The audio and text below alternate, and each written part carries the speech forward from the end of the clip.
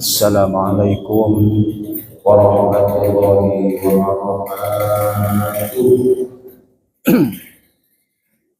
Alhamdulillahilladzi an'ama 'alal muslimina bi ni'matil Islam. Ahmaduhu subhanahu yad'u ila daris salam. أشهد أن لا إله إلا الله وحده لا شريك له ذو الجلال والإكرام وأشهد أن سيدنا ونبينا محمدا عبده ورسوله سيد الأنام اللهم صل وسلم وبارك على سيدنا محمد وعلى آله وأصحابه البرر الكرام. Amma ba'du ma ya ibadallah.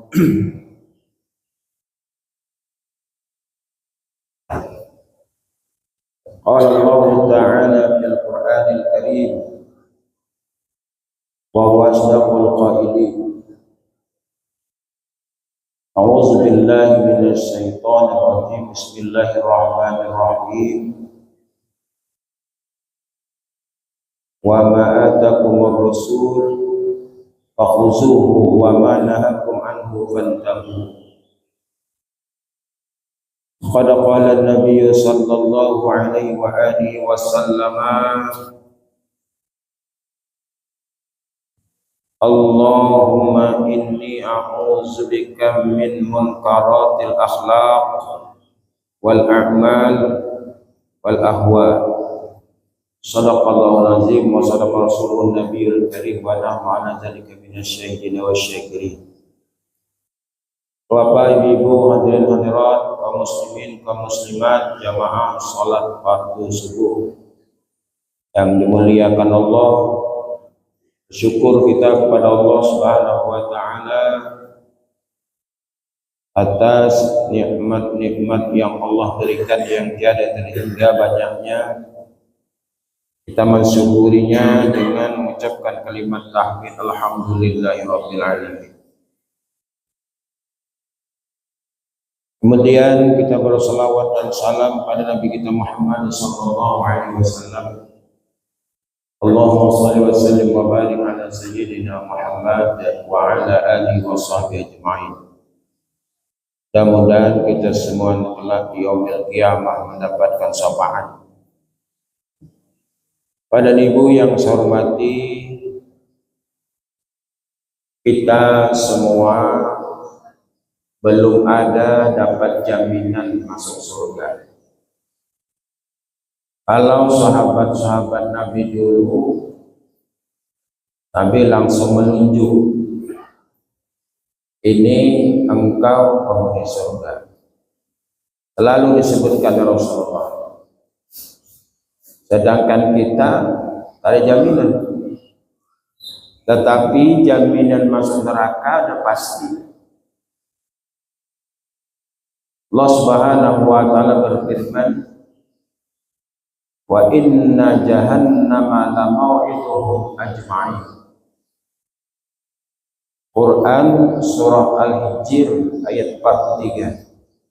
Wa inna jahannama la mau'iduhum ajma'in.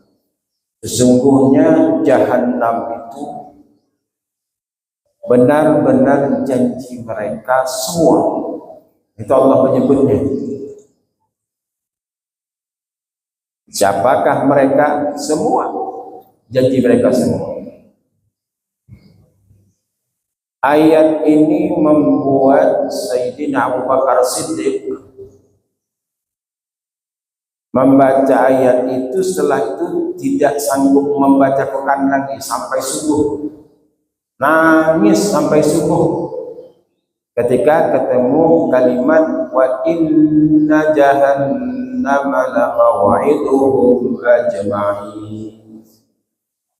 Sesungguhnya neraka jahanam itu benar-benar janji mereka semua. Yang mereka yang siapa? Ya termasuk kita semua janji.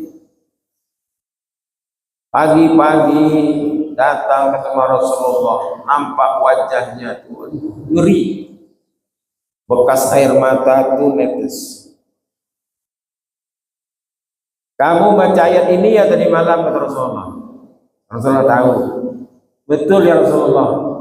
Ngeri betul dengan ayat itu. Benar kata Rasulullah.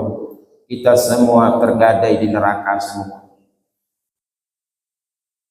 Nama-nama kita itu tergadai di neraka semua. Kecuali kita tebus, kita keluarkan kita dari situ. Macam orang menggadaikan, Pak, penggadaian. Itu kalau ada diambil gadaian itu kita tebus ya milik orang lain. Jika nama kita sudah tercantum di neraka, tidak kita bayar di situ dengan pahala-pahala, ya masuklah kita dalam. Jahannam itu terdiri daripada 7 pintu. Apakah kita pintu-pintunya? Mana tahu nanti kalau tak hafal pintu-pintunya ini bisa bikin nama orang atau nama anak.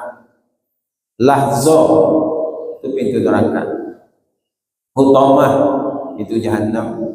Syair itu jahannam. Syaqar itu jahannam. Jahim itu jahannam juga. Hawiyah jahannam itu sendiri. Nah, tiap-tiap pintu itu tertulis sudah golongan yang mana ini yang masuk sini.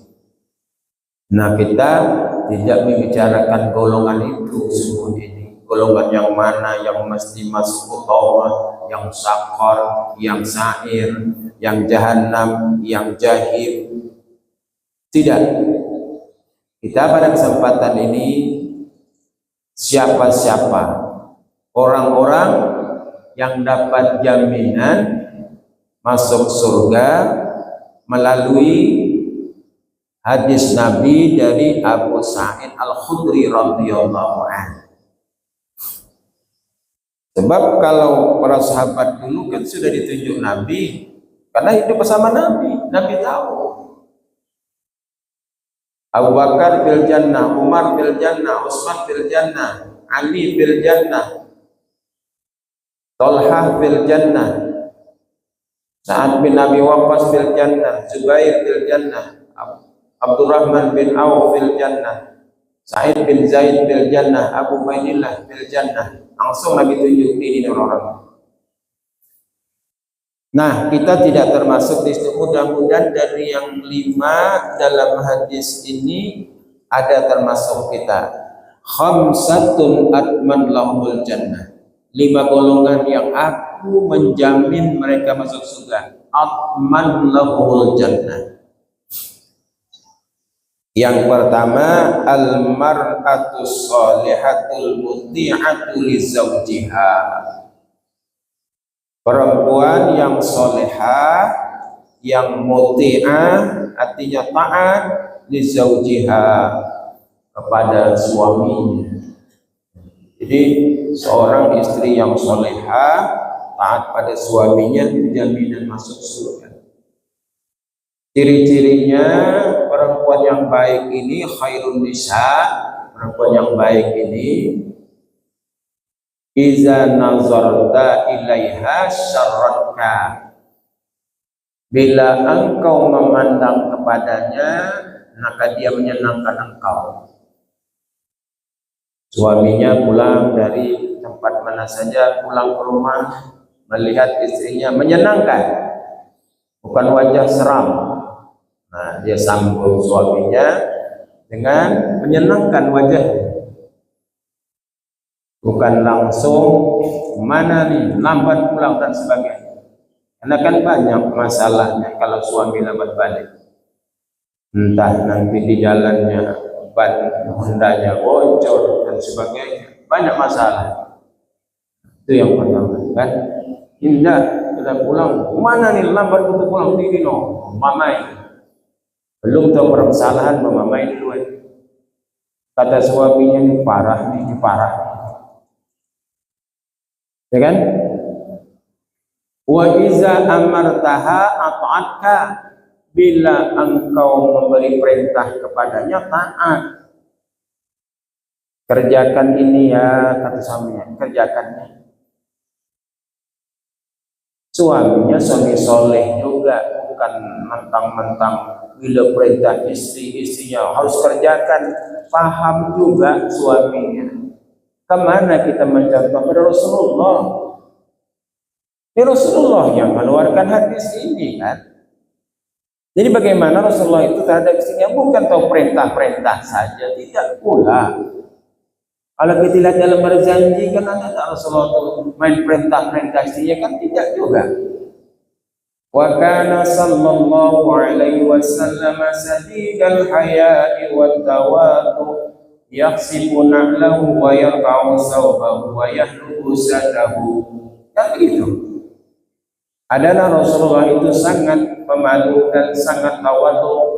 Yaksibu na'lahu, dia kadang-kadang membersihkan sandalnya, menjahit sandalnya.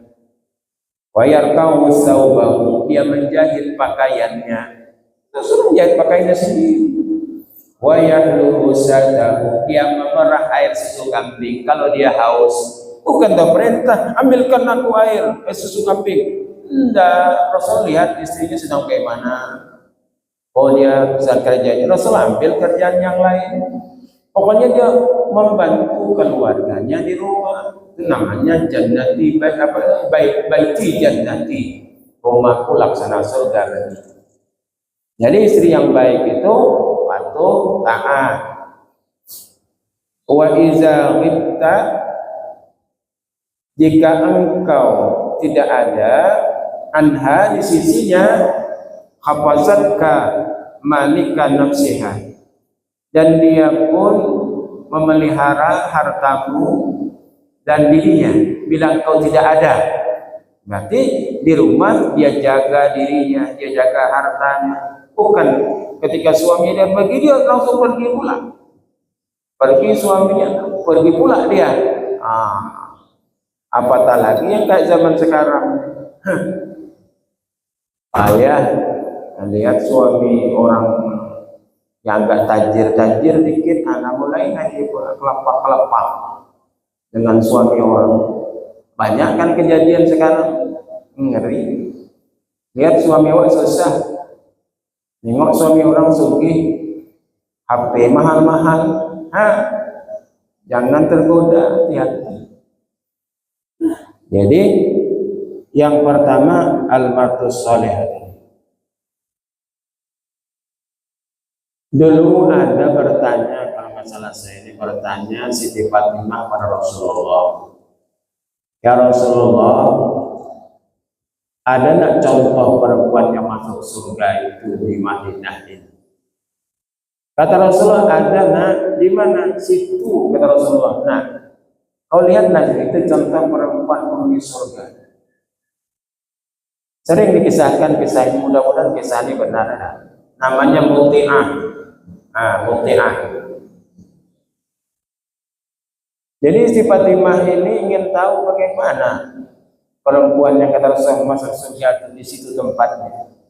Rupanya dia seorang istri petani. Seorang istri petani. Inginlah Fatimah berkunjung situ bertamu, mau tahu. Ketika datang itu ketuk pintu, kata Muti'ah, siapa di luar? Saya siapa? Fatimah binti Muhammad. Oh, anaknya Rasulullah. Senang Fatimah kau datang ke tempatku, kata Muti'ah. Cuma kau datang sendirian kah atau kawan? Kebetulan aku datang berdua. Sama siapa? Sama Sina Hasan, anakku. Maaf ya Fatimah, tak bisa bukakan pintu untuk masuk. Karena aku janji suamiku mengatakan kau nanti di rumah jangan terima laki-laki datang ke rumah ya. Padahal Sayyidina Hasan itu masih anak-anak, begitu taatnya. Karena engkau datang dengan Sayyidina Hasan, maaf ya Fatimah, tak bisa bukakan pintu, besok lah ya ke sini. Nanti suamiku balik, aku minta izin dulu. Kalau nanti Fatimah datang ke Sayyidina Hasan, bagaimana izinkan? Yalah, besok datang, dapatlah izin besok. Cuman Fatimah kabarnya besok datang bukan Sayyidina Hasan, saya dibawanya jauh, saya dibawanya lagi. Sayyidina Husain tak ada dapat izin masuk, maka tadi bukakan pintu juga. Begitu taatnya, mulai dari Siti Fatimah tahu begini rupanya. Betul dia taat dengan suami. Hari ini ku datang buat anakku Sayyidina Husain. Nah, kata Fatimah, tadi sih juga aku bukakan pintu masuk karena Sayyidina Husain belum ada dari izin suamiku. Payahnya kan, Pak? Besok datang lagi, ya. Nanti aku minta izin dengan suamiku. Begitu patuh dan taatnya. Nah, besoknya dapat izin, masuklah ke dalam. Ditengok oleh Fatimah di rumahnya. Biasa-biasa saja rumahnya. Apa ya kehebatan perempuan ini? Enggak, Rasul mengatakan contoh penghuni surga. Cuman bila telah masuk ke dalam, melompong aja rumahnya itu kosong aja, tak nampaklah alat-alat yang ada biasanya. Ya seorang sederhana, suaminya kemana? Petani. Nanti jam 12 balik. Jadi dah masuk bincang-bincang baik. Kata Mutiah, Fatimah, engkau lama ya ke rumah, bukan pengusir tidak. Suamiku jam 12 balik, dia mau makan, aku belum masak. Kalau engkau mau duduk di rumahku, tidak apa-apa. Cuman ya aku ke belakang. Kata si Fatimah, tidak apa-apalah masalah. Boleh tak aku jalan-jalan? Silahkan, tengok dia masak. Udah selesai masak, dihidangkan di meja. Yang anehnya di meja itu ada dua diletakkan. Andung yang agak basah dengan cambuk satu. Itu untuk apa? Kata Fatimah. Ini untuk rahasiaku, kau tidak boleh tahu. Dan aku juga tidak bisa ngajak kau makan dulu ya. Kenapa? Karena ini suamiku boleh balik. Tidak apa-apa. Boleh tak aku tahu, kata Fatimah, apa gunanya? Ada handuk agak basah, satu cambuk. Ini kalau dia makan nanti kan dia berkeringatan pulang kerja. Kata si Mutiah, aku lapkan di belakangnya. Sambil aku tanya, aku masak enak enggak? Kalau tak enak, kau tak ridho, ambil cambuk untuk pula aku, kata dia. Mana ada orang sekarang begitu, Pak? Ada enggak? Enggak ada. Tetapi pernah ya kau dipukulnya, kata Fatimah. Manalah pernah dipukulnya suamiku, orang yang soleh. Cuman itu aku saja meletakkan di sini. Orang suami orang soleh. Nah, dia seperti itu. Malah dia katakan, yuk sama-sama kita makan bersama. Indah, indah rumah tangganya. Oh begini rupanya. Tahulah sudah si Fatimah. Tuh contohnya. Jadi ada peluang pertama bagi perempuan yang solehah dijamin masuk surga. Ayyumma mar'atin matat wa zawjuha radin anha dakhalal jannah. Siapapun perempuan yang kalau ia meninggal dunia dan suaminya ridho kepadanya, maka dia adalah masuk surga. Kemudian yang kedua, ya 5 tadi Pak. Wal waladul muti'u li abawaihi. Ini anak yang patuh kepada kedua bapaknya, taat. Artinya anak yang berbakti. Makanya kalau mentasmiyah anak bayi itu, apa doa yang mentasmiyah itu? Jadikanlah anak ini anak yang taat kepada Allah, taat pada Rasulullah, berbakti pada kedua ibu bapaknya, berguna bagi nusa dan bangsa. Ya kan? Begitu doanya kan? Di doa tasbih ini. Kenapa? Karena anak-anak yang macam begini lah yang dijamin dia akan nanti mendapati surga. Maka hati-hati kita yang masih punya orang tua, sekalipun kita benar berdebat dengan orang tua kita benar nih. Jangan, kata Imam Syafi'i, mengangkat suara kita lebih berat, lebih keras dari suara orang tua, sampai ia menurunkan suaranya sehingga engkau menjadi orang yang durhaka. Jadi rupanya kita sebagai anak ini terhadap orang tua jangan mengangkat suara lebih daripadanya. Dalam Al-Quran jelas itu, fala taqul lahuma uffin wa la tanharhuma wa qul lahuma qawlan karima. Jangan kau mengatakan uff. Jangan kau menghardiknya, jangan kau membentaknya kalau ia ada bersama engkau. Wa qul lahuma qawlan karima, berkatalah kepada perkataan yang mulia. Kalaupun dia salah, kalau meluruskan pelan-pelan. Jangan kita ngangkat suara tinggi, itu durhaka. Lu bayangkan.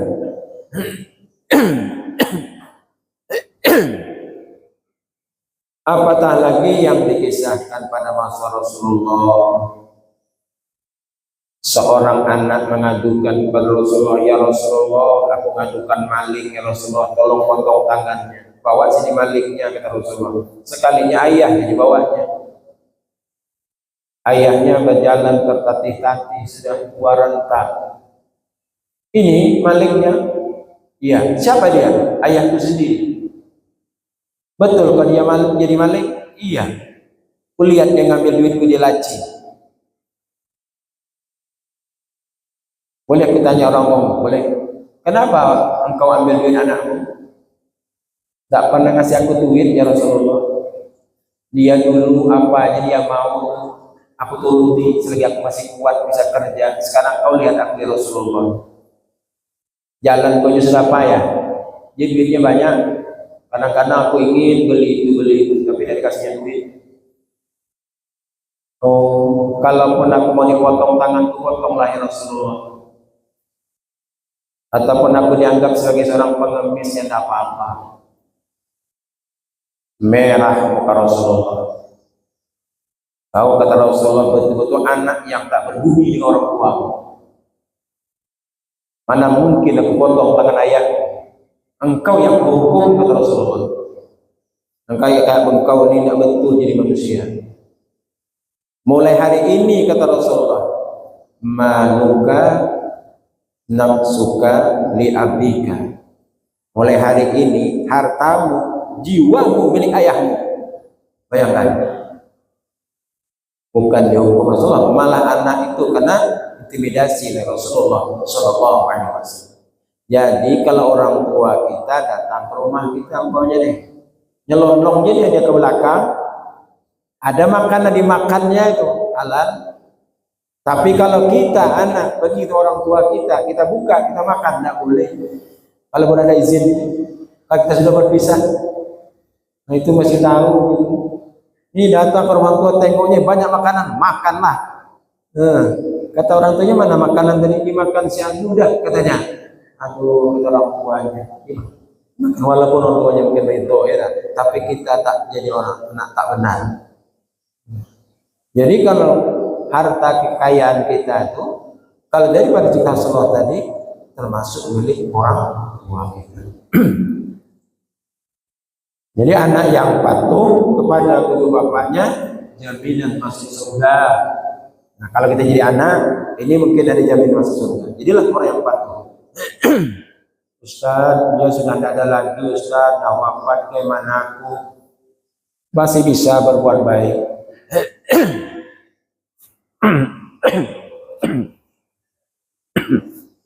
Bagaimana berbuat baik pada orang yang telah meninggal? Lihat perbuatan Sa'ad bin Ubadah. Sa'ad bin Ubadah datang kepada Rasulullah. Ya Rasulullah, inna ummi matat. Sungguhnya ibuku telah mati, telah meninggal dunia. Dia tidak ada wasiat apa-apa denganku ya Rasulullah. Atasaddaqu anha, bolehkah aku bersedekah untuknya? Qala na'am, kata Rasulullah. Ya, kata Rasulullah, silahkan. Ayu sadaqati afdalu ya Rasulullah. Sedekah apa kira yang afdal ya Rasulullah untuk orang tuaku? Kata Nabi, sakiyul ma, kau berilah minum kepada orang. Nah, jadi memberi minum orang, menghadap hadiah di mana ada orang aruh tukar beberapa kotak air, aku niatkan untuk ibuku. Kalian ada acara kah? Nih, oh belikan 10 kotak. Ini apa halanya sampai. Maka pada waktu itu Sa'ad bin Ubadah bukan hanya sekadar mensedekahkan air, tapi dibuatnya sumur di Madinah. Abadnya sumur itu sampai sekarang ada sumur tak jauh dari masjid Qiblatain. Ada katanya sumurnya untuk memberi minum orang. Gitu. Kalau sekarang nak membuat untuk ibu kita macam si Sa'ad bin Ubadah itu bisa. Kalau kita ada berduit, ada orang bangun pesantren, datangi situ. Udah ada sumur bornya nih, belum misalnya. Aku bikinkan sumur bornya. Nah, tuh, itu model.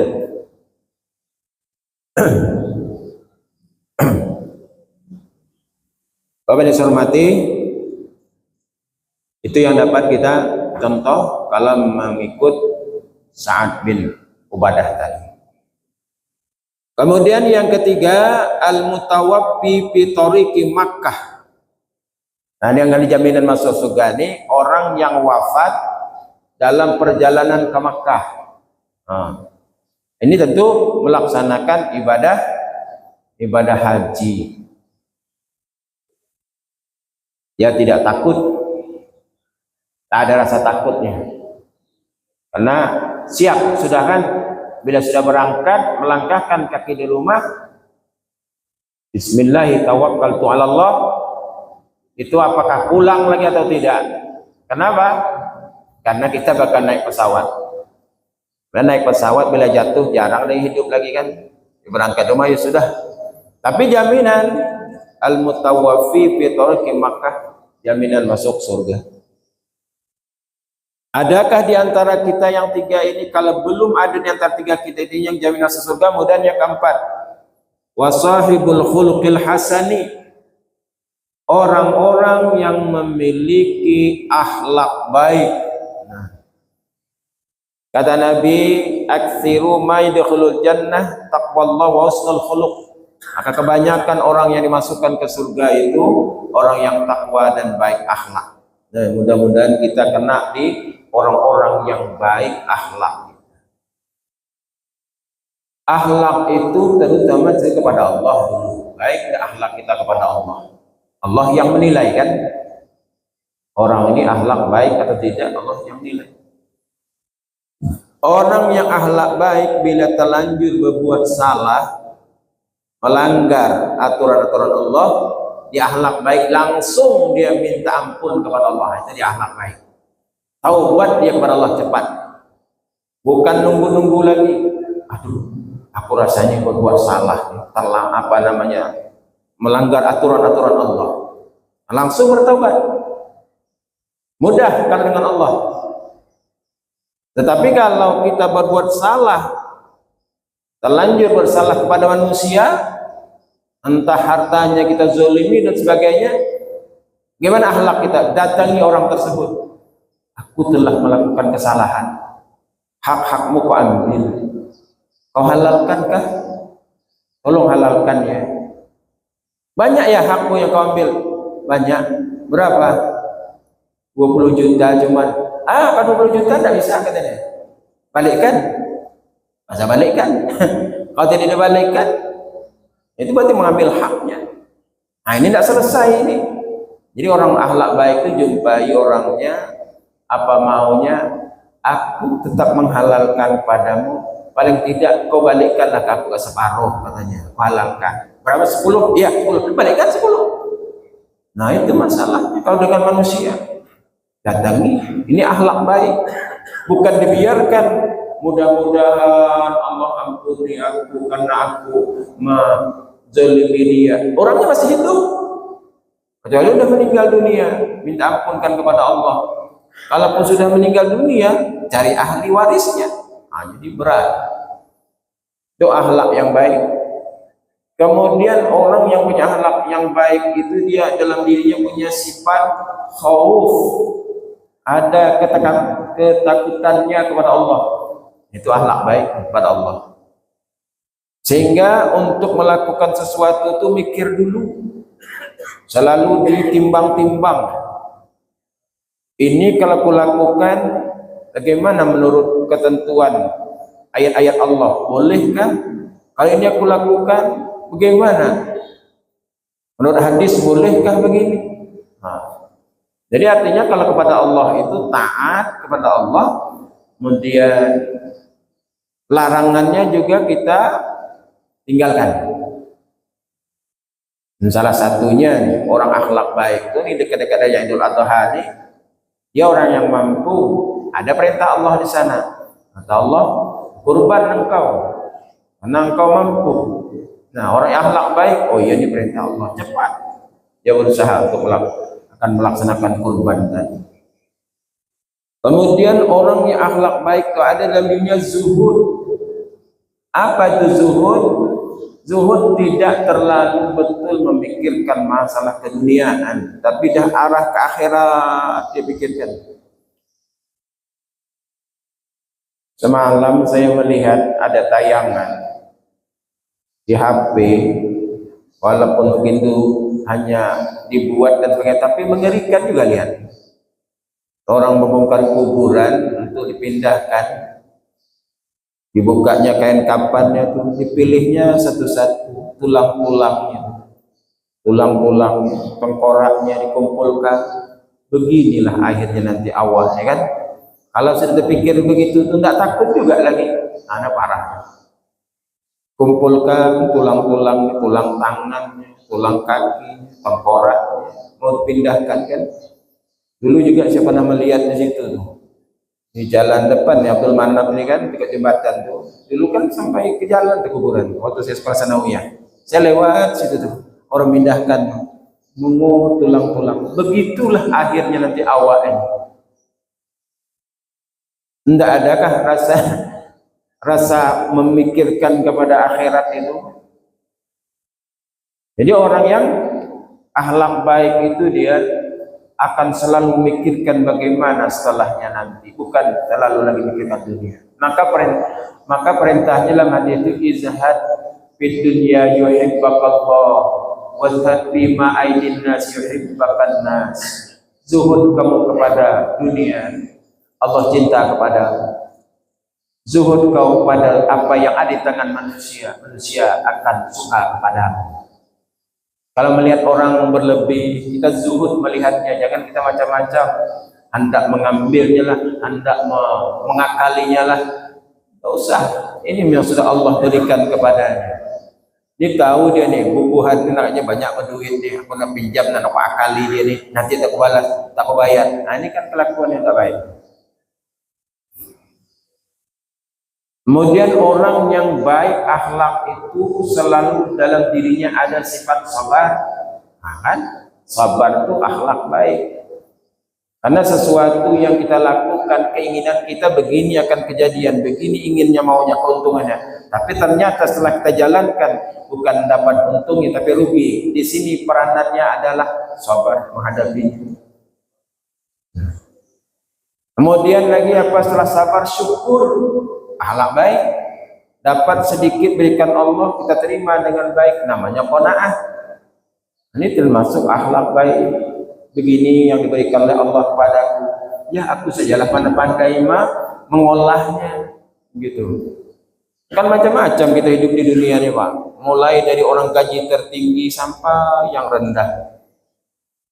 Menjadi honorer, tahulah tuh, paham lah tuh, honorer. Jadi lama menghonor Pak, gaji 400 sebulan, 300 sebulan, sampai nanti kita lihat daftar gaji manusia ini sampai ada yang 60 juta sebulan, ya kan? Kita lihat tuh daftar-daftarnya, kita bisa tengok. Beginilah kehidupan. Jadi ketika kita mendapatkan tadi sedikit, gimana kita ngolahnya? Apatah lagi sekarang bunyinya tidak menerima honorer lagi. Kasihan honorer berhentikan sekarang Pak. Pak. Boleh nerima lagi.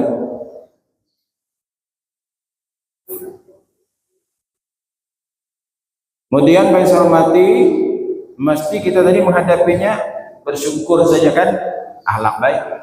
Kemudian ketika beramal, orang yang akhlak baik ini membuat dirinya bagaimana ikhlas karena Allah.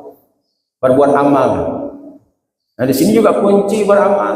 La yaqbalullahu minal amali illa kana khalisan tawbihi wajhahu. Allah tidak akan menerima amal seorang kecuali lakukan dengan ikhlas karena Allah. Amun beramal ingin dapat fadilah dunia, ikhlas apa? Ikhlas juga, tapi agaknya rendah. Kalau beramal takut dengan neraka, ingin masuk surga, ikhlas kah? Ikhlas, bukan tak ikhlas, teman rendah. Ikhlas yang sebenarnya ikhlas itu, aku melaksanakan ini semata-mata menjunjung perintah Engkau ya Allah. Sudah. Macam seorang hamba tadi ya, di dalam rumah tangga dia bekerja di rumah majikannya, yang disuruhnya ini saja, mencuci aja dengan masak, tapi dibuatnya pula lah menyapu lantai, dibersihkan halaman, kemudian memotong rumput dan sebagainya. Dia lakukan itu. Kira-kira bertambah sayang enggak? Bukan yang wajib aja dia digawi, yang sunat dia digawi. Jadi ikhlas termasuk orang yang akhlak baik. Kemudian kalau dia melakukan suatu usaha, orang yang akhlak baik ini dia sesuaikan usahanya di usahaku ini baikkah, halalkah, tidak, setelah diserahkan kepada Allah hasilnya, namanya tawakal. Jadi orang akhlak baik itu tawakal. Kemudian ada rasa mahabbah, cintanya kepada Allah, dan menerima keputusan Allah dengan senang hati, namanya ridho. Nah, itu juga orang akhlak baik. Yang terakhir, dia selalu mengingat bagaimana akhir dirinya nanti. Kemudian akhlak yang tak baik, banyak sekali akhlak yang tak baik. Hati-hati kita, salah satunya di antaranya ghibah. Ghibah, Pak. Ini ngeri meribah. Dalam hati saja rupanya meribah nih, Pak, bisa termasuk. Kita kenal dengan ulama besar namanya Junaid Al-Baghdadi. Itu pernah melihat ada pengemis, dalam hatinya berkata, ngapalah perempuan ini jadi pengemis, hina betul lah hidup, kalau dia bekerja bisa dia menghidupi dirinya, apa jadi pengemis. Rupanya itu, Pak, termasuk juga meribah. Malam itu bermimpi dia, perempuan yang diribahnya tadi meninggal dunia, diletakkan di meja makannya. Kata Allah, makan tuh bangkai saudaramu yang telah engkau hina tadi, kau meribah dia siang tadi. Bayangkan, Pak, ngerinya. Maka dalam Al-Quran itu kan, maukah kamu memakan bangkai saudaramu telah mati? Karena kau meribah itu tak mau. Ayyuhibbu ahadukum ayyakula lahma akhihi maitan fakarihtumuh. Apakah kau sudi memakan bangkai saudaramu yang telah mati? Fakarihtumuh, maka engkau akan enggan. Jadi hati kita meribah. Itu yang keempat, kita habiskan. Yang kelima, orang yang bakal mendapat jaminan surga Rasulullah, waman azzana fi masjidi minal masajidi imanan wa ihtisaba. Ini para muazzin. Nah, jadi beruntung orang para muazzin di masjid penuh iman dan wahtisaban. Wahtisaban itu menghitung-hitung, hati-hati di azannya dong.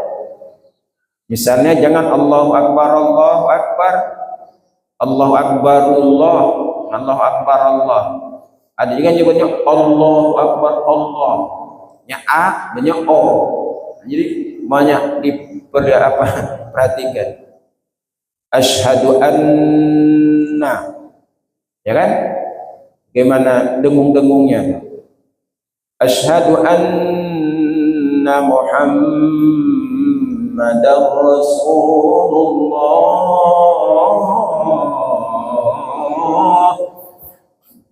Huruf-hurufnya itu pas. Makanya zaman Nabi banyak orang yang ingin jadi tukang azan, tapi di tes Nabi hanya Bilal bin Rabah yang bisa azan waktu itu. Abdullah bin Umi Maktum, kemudian lagi Sa'ad Al-Farah, kemudian lagi Abu Mahzurat, ada satu lagi Ziyad bin Haris. Itu yang Nabi pilih yang benar-benar azannya tadi bagus. Saya bisa lah juga azan ke Pak sikit-sikit. Dulu masih hidup almarhum Haji Rashid Hafiz, masih hidup almarhum Haji Danawi Acil. Saya kan sudah berceramah sih, sudah berceramah. Mereka yang bimbing saya. Setelah itu pernah saya datang ke Al-Huda nih, Pak. Orang belum datang, waktu azan masuk. Itu kejadian lucu. Saya tidak tahu hidupkan mic ini. Saya tekan tombol di situ, bunyi serunai di atas subuh. Kacau subuh itu. Nah, itu orang tua kita, bapaknya Haji Irham masih jadi imam di sini. Ya Bapak ya, sini dulu. Saya azan, mau azan. Sekalinya ramai orang datang subuh tuh Pak. Saya matikan tombol itu masih berbunyi di atas. Rupanya pakai timer. Lama baru matinya. Ramai subuh orang datang. Apa kata mereka? Di mana kebakaran? Di mana kebakaran? Rupanya kan sudah naik di atas bunyi kebakaran. Itu lucu. Saya bilang bukan kebakaran, saya salah pencet tombol. Bagus juga sekali kiriman itu. Sama yang sholat sini mas subuh. Itu kejadian yang ingat saya sampai sekarang ingat. Ada sekali lagi pergi ceramah subuh. Waktu itu belum punya Honda lagi, punya sepeda. Ini kisahnya nih. Ya, sepeda. Setiap subuh ngojek. Sampai di peda 10 tuh ada layang-layang orang. Mungkin tak turun layang-layang itu malam, dilintangnya tali di situ. Melintang tali itu besar talinya Pak. Kena kami, tumbang kami semuanya. Bebekas di sini dekat pada 10. Sampai hari ini kopiah saya itu tak ketemu di mana hilangnya, Allah alam. Tak pelanting dicari. Tengok-tengok siapa yang punya layang ini. Di orang daerah situ yang punya, anak saya Pak yang punya. Itulah bilang apa layang tak diturunkan. Ini kami tumbang semua. Apa kata bapak itu? Biar Hondanya bawa ke bengkel, songkok Ustaz diganti. Yang anehnya Pak, kami cari kopiah itu tidak ketemu Pak, kopiah saya. Agaknya naik ke langit agaknya kopiah. Itu kami yang heran. Nah, tukang ojeknya masih ada di sini nih. Sini dia. Anak bapak Jaya ditanya, Irul tukang ojeknya. Sampai kejadian yang paling aneh rasanya. Ramai cari kopiah itu tidak ada Pak, kemana pelanting. Inilah kisah sedikit tentang ceramah subuh. Mudah-mudahan yang 5 ini Pak bermanfaat bagi kita. Bila dapat yang 5 ini, salah satunya dijamin oleh saudara. Jangan kita termasuk yang dikategorikan tadi ke dalam jahanam. Mohon maaf di atas segala silap dan salah. Wabillahi taufiq wal hidayah. Assalamualaikum warahmatullahi wabarakatuh. Auzubillahi minasyaitonir rajim. Bismillahirrahmanirrahim. Alhamdulillahirabbil alamin wassalatu wassalamu ala asrofil anbiya'i wal mursalin wa ala alihi washabbihi ajma'in. Subhana rabbiyal aliyyil a'la wahhab. Allahumma inna nas'aluka al-huda wat tuqa wal 'afaf wal ghina. Da'wa bi subhanaka Allahumma wa tahiyyatu bi salam akhir da'wana alhamdulillahi rabbil alamin. Taqabbalallahu minkum minna wa minkum taqabbal ya karim.